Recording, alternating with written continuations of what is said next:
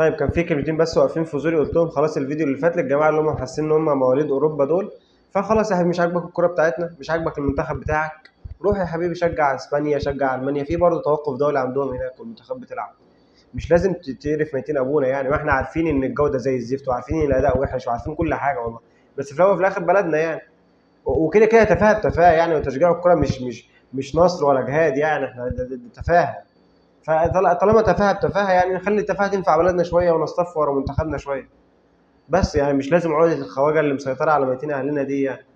دي نقطة، تاني نقطة نتكلم بقى عن الماتش نفسه. منتخب مصر حاليا 19 نقطة، ومنتخب بوركينا فاسو اللي هو المنافس المباشر بتاعك في المجموعة 14 نقطة.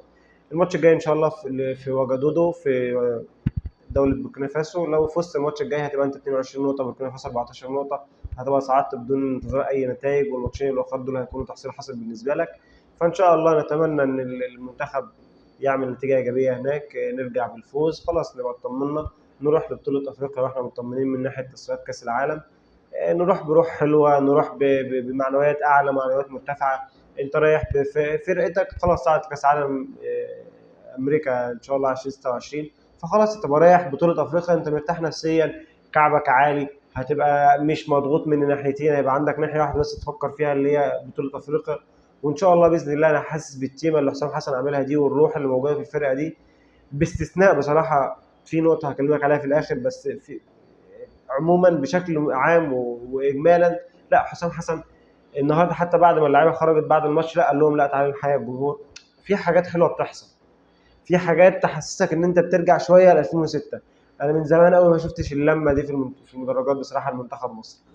دي نقطه. النقطه الثانيه بقى، المشكله عندي مش في التشكيله الاساسيه لمنتخب مصر.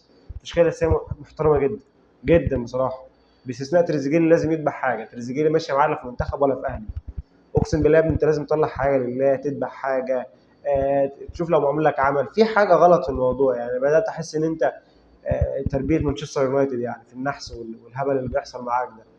النهارده 3 كور ما يضيعوش وضاعوا كده بغرابه شديده، وكره في القائم. فاتمنى يعني انك تعمل حاجه لله.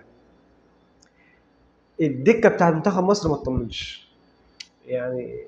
الدكه النهارده التبديلات حتى اللي نزلت ما تطمنش، خصوصا مصطفى محمد. مصطفى انا عندي اعتراض شديد ان مصطفى محمد يقعد دكه لاسامه فيصل، مش منطقي. لكن حتى مصطفى محمد لما نزل كان اناني بيلعب لوحده، مش بيلعب اللي معاه يعني. كان في كوره رايح بيها معاه ابراهيم عادل على الجنب ده وصلاح على الجنب ده. ليه الانانيه؟ ابراهيم عادل نازل عايز يجيب جول، يا ابراهيم يلعب مع الناس. لا حرفيا ابراهيم واخد 3 او 4 كور رايح على الجون دايركت. فالدكه ما تطمنش بصراحه، فاتمنى حسام حسن ياخد باله من النقطه دي.